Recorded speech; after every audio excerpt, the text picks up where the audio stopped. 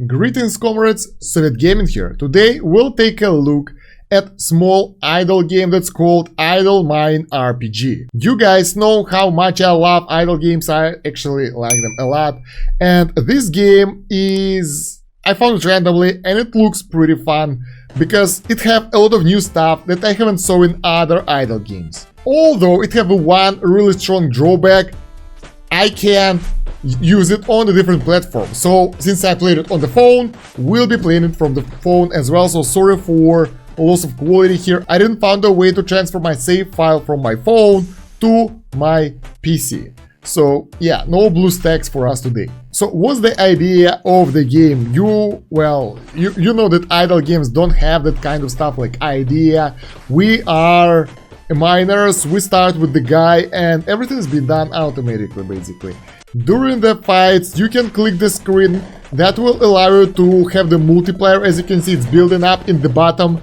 That will increase the damage of your next hit. That was a crazy critical. And also it will allow your miners that are running around to do damage to the surrounding blocks. So basically those guys that are running around, they are mining that stuff for you. Every block have its value, so there is a dirt or ground. So basically the basic resource. Then there are a lot of different resources. Let me show them to you. There's a copper, silver, iron, ruby, necrotine, titanium, dragon fossil, and volcano heart.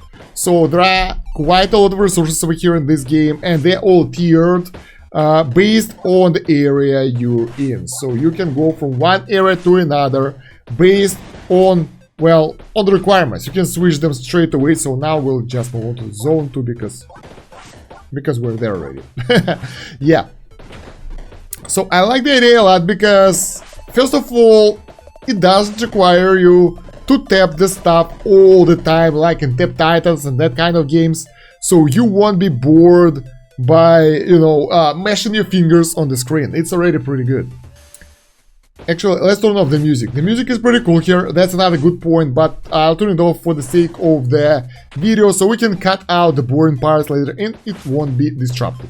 There we go. So we will have our own music that we used before. You have different ways to develop your character and progression in this game. So first of all, we have our warrior who improved his damage and all that stuff using the gold that can be found in those chests around the area, like around the boss fights. I haven't found any this time, but you will see them. You will recognize them when you will see them. Then we have the miner upgrades. Here we basically hire the miners. We have available slots over there at the bottom. We can have 6 miners available and 2 premium ones that are available at all times for pay-to-win players. Of course, it's a mobile game. You can't go here without pay-to-win even in a single-player game. And yeah, they are kind of tiered as well. And the higher you are, the more of those will be unlocked for you. The more of those you can use. I think they have the higher damage to the block, so they mine faster, basically. And each of those have different abilities, as you can read here. So, for example, Charger does several attacks in a row, Berserker is a fast hitter, Wizard does AoE. So, as you can see on the screen, different guys have different abilities. That was an AoE from the Wizard on the left side of the screen.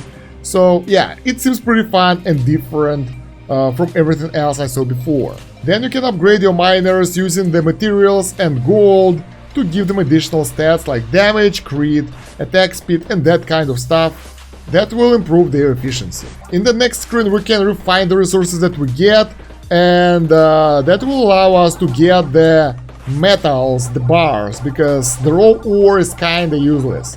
So they are going to be queued here, and after the queue is over, you will get the resources they can use for the upgrades. For the upgrades, you go here on the next screen, and here you have a lot of different upgrades, and they are quite costly. So we can get refinement cap right now, but we don't really need that. So I'll try to be more, picky about the stuff that I wanna get here. The next screen have upgrade that costs premium currency, diamonds. Those can be either bought or got in-game from the quests. And here we can, let's get the miner damage, for example. Bam, there we go. So on the crafting screen there are more accessible upgrades for the free-to-play players. So over here they're way cheaper and you can buy them easier. Moreover, in order to get the next tier of upgrades, you gotta upgrade the previous one to tier 3. So upgrading here will take some time. Other than that, we have bombs over here at the bottom that are active skills.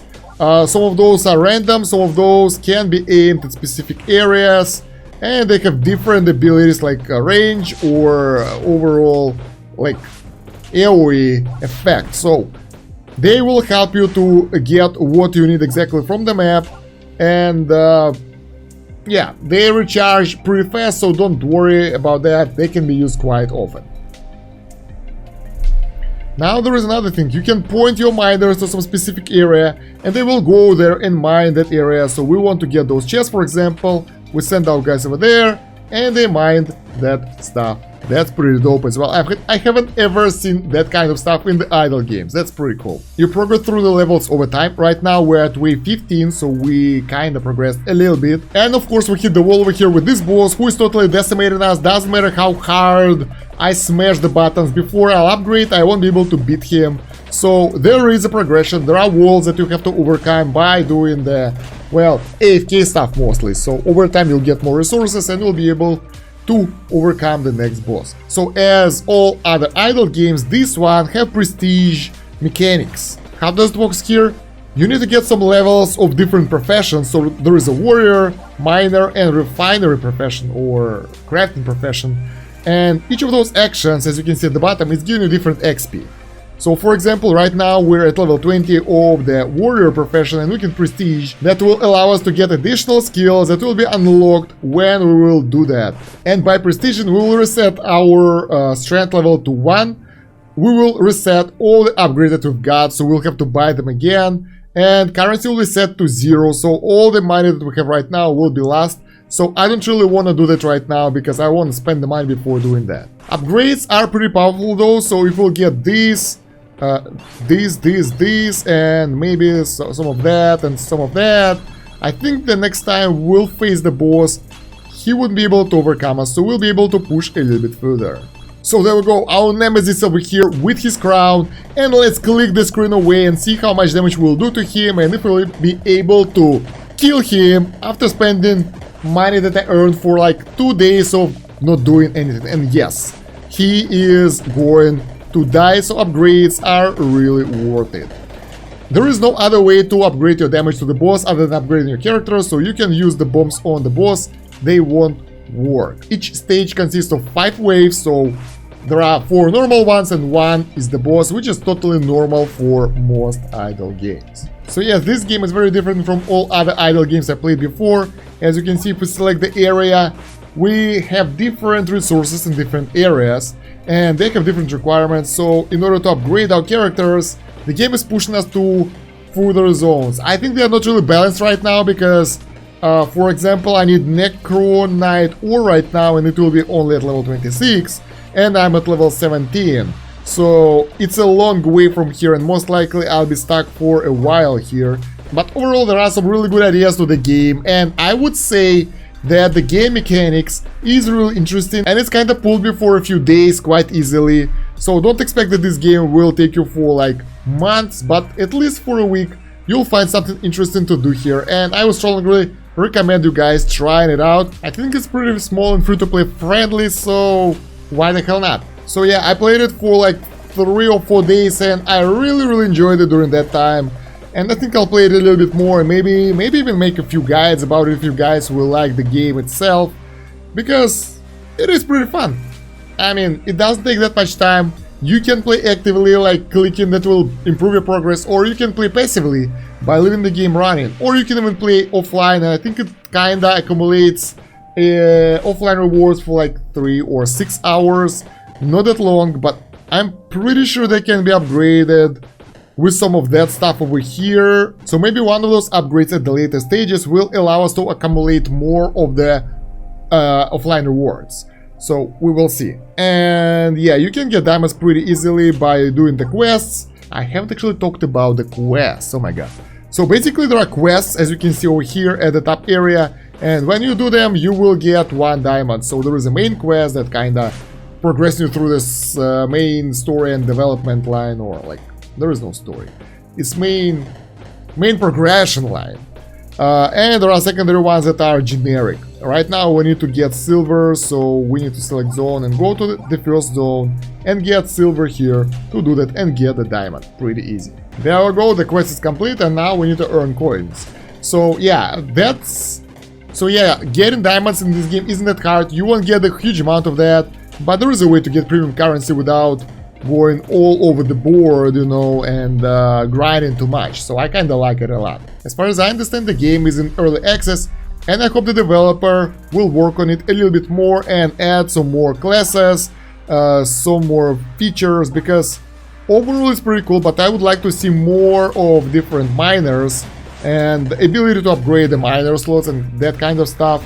So more complex progression that will make this game viable for the longer time.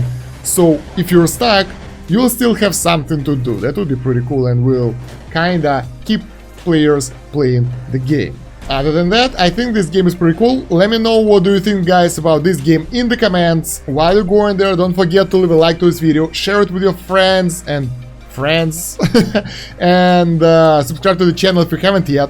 And of course, hit the bell button so you won't miss any new videos. Also, you might want to check the pinned comment and the description of the video for the links. We have Discord over there, we have more playlists with the first impressions and the reviews. We have linked to my Twitch channel where I play hard games and I'm kind of struggling, so if you like to see people struggling, join me over there. And of course, if you want to support the channel, you can always become the member of it, get a pretty cool Shanka badge next to you, so when you'll be writing the commands, people will recognize you and I'll be really grateful. So yeah, thank you for watching, that's about it for now. Soviet out, до свидания, have a good one, bye.